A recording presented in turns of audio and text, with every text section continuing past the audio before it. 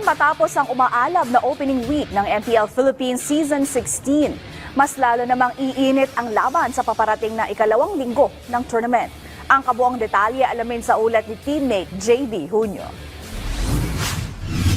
Papasok na ang ikalawang yugto ng Mobile Legends Professional League Philippines Season 16 at sa tingin ng mga fans, mas lalong humahataw ang intensity sa darating na araw. Ilan sa mga inaabangang puksaan ay ang pagharap ng mga bagong roster shakeups laban sa mga established champions. Isa na rito ang Smart Omega, nakatatapos lang magbalik ng kanilang KDA machine na si Salik Haji Imam kontra sa mas bata at mas uhaw na batch ng Blacklist International. Inaasahang hindi rin magpapahuli ang AP Bren Esports na pipigil sa pagkilos ng eksklusibong kuponan ng Team Liquid PH, habang ang Twisted Minds at TNC Pro Team naman ay naghahanda rin upang patunayan na hindi sila push over sa season na ito. Ibinahagi rin ni The GOAT Carl C. Nepomuceno ang mindset na pinanghahawakan ng Team Liquid PH para makuha ulit ang kampyonato ngayong season.